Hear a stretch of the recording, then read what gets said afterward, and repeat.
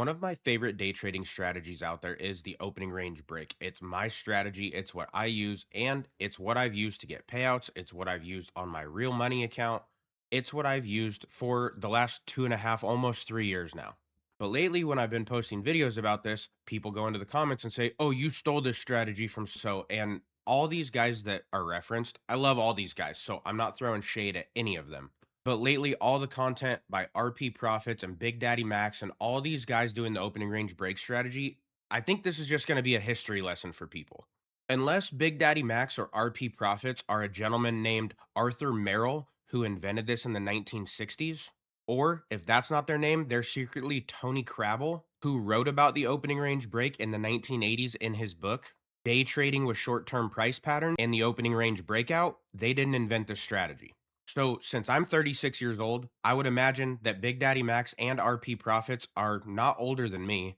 And since I was born in 1989, there's no way either of those guys could be Arthur Merrill or Tony Crabel. So, with that out of the way, let me show you how the opening range breakout works and how you can use it in your day trading strategy, whether it be with prop firms or with your real brokerage account to start getting payouts or increasing your portfolio. So here's how the opening range breakout works. And there's really a bunch of different ways you can do this. It really just comes down to your trading style and what you want to do. So for me, I have two that I like, but I specifically look at ES in the morning. And there's two different ways you can do it. You can go to your rectangle tool over here and find this is what RP Profits does. You can find the 8 a.m. candle and mark out the top wick to the bottom wick and then drag it over. And is what he says his thinking behind it is this is where institutions are positioning in pre-market.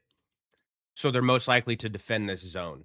So is how this one would look is this. You mark it out on the 15-minute time frame, and then you drop down to a smaller time frame, whatever you prefer. You can do the 1 minute or the 5 minute. I believe he does the 1 minute. I like the 5 minute because the 1 minute just all the price action stresses me out. I'm like always waiting for the next candle to start every 1 minute. And I feel my anxiety going up when I'm watching it. So I just feel less focused. So for me, I go to the 5 minute time frame, and is what you're waiting for is this right here. 8 a.m. candle is marked at 9:30. You want to see what price is doing. This is when the market opens and retail traders can step in. So you see the price is breaking out above the zone that you established. This is all of the price action from 8 a.m. to 8:15, and then it's just dropped down into a smaller time frame. So price breaks out and you're waiting for it to come back and either touch the top of the zone or the midpoint.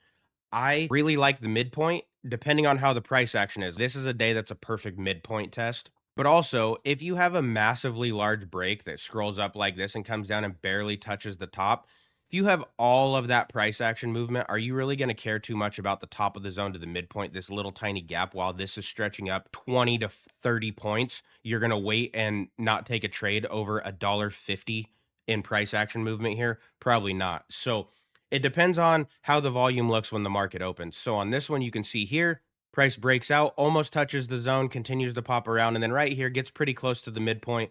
I wasn't actually watching the trades yesterday, or the charts, excuse me. As you guys can tell by my voice, I'm a little bit sick, so I didn't take too many trades this week. But this is one right here where if I would have been watching this, this would have been in between the top of the zone and the midpoint. I would have taken this trade. And I know it's easy to say, oh, I would have done that when you're in replay mode. But in theory, this is how it works. You get close to the midpoint or the midpoint touch, you enter and you set your stop loss at the opposite side of the zone or a little bit out just in case it ticks the bottom of the zone. You don't want to get ticked out over 50 cents. And then from here, you can target a 1 to 2 risk to reward, or you can just trail it up. So as this runs up, you can see here, you would have had a stop loss at 3.75. And if you would have ran it all the way up, just adjusting, right? This moves up and you get a comfortable profit. Move up your stop loss to the top of the zone. It continues to run, move up to the middle, just securing profits the whole way up. If you would have done that and then let it trail, you wouldn't have probably caught the top. You would have most likely caught somewhere back down here. So if we want to be really transparent and fair, somewhere in this range right here would have been a 20 point ish risk to reward. So you would have had a 1 to 5, more than a 1 to 5 on this trade right here. And that's the 15-minute 8 a.m. to 8:15 candle mark for the opening range break. Now, here's another really good example. This is the 5 minute opening range break. Instead of going 8 to 8:15, you wait and see what the first 5 minutes of the market does from 9:30 to 9:35, and then you mark that out. So I switched over to gold. If I do the 5 minute opening range break, I really like it on gold. Gold does seem lately it's been on a parabolic run, so it's pretty easy to say trade gold, but Gold has been very consistent with the opening range break for the most part on days that I'm trading this. I don't do this every day, so don't hold me to that. You want to back test it yourself, make sure it fits with your strategy, but the theory is the exact same. You get your rectangle tool, you find the 930 candle, which is right here, and you want to take the top wick to the bottom wick, and then you want to stretch this over. Now on this one, you always want to be on a smaller time frame to see the micro movements. At least that's what I prefer. You could stay on the 5, but either way, you can see here price action is going, it breaks out, and then it comes back and touches the zone. You could have entered here. Let's just map it like we did. Let's just say you took a long when it retouches the zone right here. If you enter at the top of the zone, you want to have your stop loss at the midpoint. You don't want to stretch it all the way down here because then you're just giving up too much room for price to correct on you. So if you enter at the top of the zone, I always recommend just putting it right here in the middle at the midway point and then just target a 1 to 2 risk to reward. Try and get 10.6. If you're risking, let's say $500, you're going to make $1,000 right here. And this started at 10:45 Eastern Standard Time, 10:40. So for me on the West Coast, that's 7:40 in the morning. People are still drinking their coffee on their way to work. And then right here, you can see I would have entered. Price does move around a little bit, goes out of the zone, back in. I'm probably getting a little nervous right here. And then buyers step in, push it up. I would have hit my 1 to 2 risk to reward at 11:11. So by the time people have started driving to work, had their coffee, and then clocked in at a job that they hate, I would have been up $1,000. So again, this is all easy to say when you're in replay mode, but I'm just explaining the strategy and how you can pay attention to it. The other one would be this. Let's say you want to wait all the way until a midpoint retest. This one would have done the exact same thing for you, as you can already see. If you wait for the midpoint retest, that would be right here. You maybe wait for the next candle to close and see what it does. You enter your stop loss right at the bottom of the zone or just a little bit out so you don't get ticked out. And then you just want to target up whatever you want. You can see here, this would have ran over. But if you're just targeting 1 to 2 risk to reward, where you're risking X amount of dollars to make double, you'd go 5.8 points here. You want to be at 11.6. So right here, you would have entered in at 11:42 Eastern Standard Time. And then over here at 1300, 1 p.m. Eastern Standard Time, you would have had a 1 to 2 risk to reward. So if you would have played both of these, you would have had an opportunity in both cases and both of them would have hit. You can also do this on NQ. If you go to NQ and you go to the 5-minute time frame, find the 930 candle. You can mark out the top wick to the bottom wick, stretch it over, drop down to your smaller time frame. And as you can already see, this one would have been this actually would have been a massive hit because you get your opening range. This doesn't count as a break. There's no candle closure. You want a candle closure to be outside of the zone for it to be considered a break. This would have been fine. But for me personally on NQ, knowing that NQ can move hundreds of points in a day, I don't like if at this point the bottom of our zone is at 25,881 and this candle wick, the top of the wick is at 25,872. I want to see a pretty decent break. This to me, I would not take this as a break. But if you did, you get your break, you get your retest of the midpoint, you would go short if you're really being aggressive right here. Stop loss just outside of the zone, call it 39, and you're targeting down here somewhere to 80.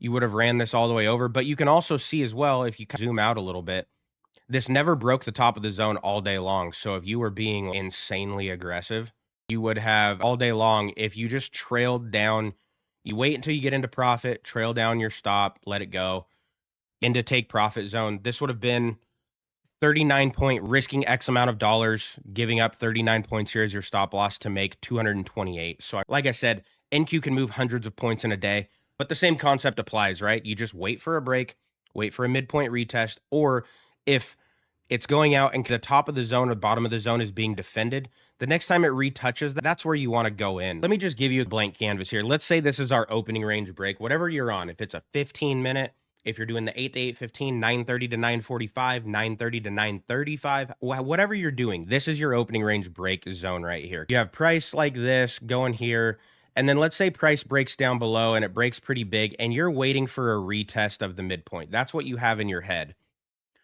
But let's say price kind of chops like so, and then it touches the bottom of the zone, and then it comes back down like this. It touches the bottom of the zone, and it comes back down. You get another big drop, touches the bottom of the zone, and it keeps going. You see where I'm going with this, right? That would mean that this zone right here is being defended. The chances of you waiting to get back to the midpoint are pretty slim. So if you had Again, I'm just going to pick this up, something like this, and it retouches right here, and it's defended that all day long. This would be another opportunity that you would hope it's going to go like this. Now, it very easily could just shoot right through because this zone has been defended. Eventually, this zone gets exhausted, right?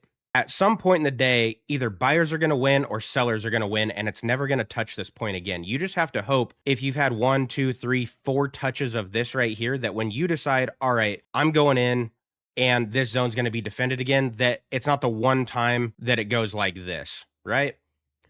So waiting for the midpoint is not a requirement if you want your strategy to be where is it being defended. If it's popping around the midpoint all day, the midpoint is your defense line and your zone. If the top of the zone or the bottom of the zone are being defended, then that can be your entry point if price action is supporting it. You have to take your own trader discretion at play here. And I have to do that daily. Am I doing the midpoint? Yes. In my head, every single day, I'm waiting for a break and a retest of the midpoint, no matter what time frame I'm doing the opening range break on. I'm looking at all of these. I'm looking at NQ and GC from 9:30 to 9:35, 5-minute opening range break. That's what I personally look at. If you're doing the RP profits method where you do the 8 to 8:15, 15 minutes, and you're waiting for a midpoint retest, that's fantastic. But then trader discretion comes in for your strategy. Are you going to truly wait for the midpoint? Or if you visually notice with your own human trader eyeballs that the bottom of the zone or the top of the zone is being respected, forget about the midpoint. Go to the zone that's being respected. If it's the top, the bottom, that would be your next signal. When you get your touch, that's your play.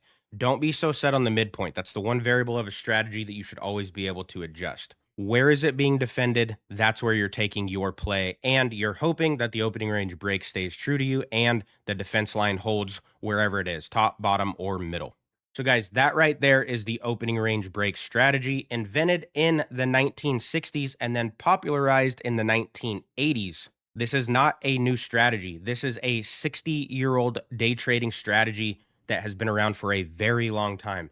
Nobody recently invented this. And it doesn't matter in the first place who invented it. All that matters is you're using it profitably and making money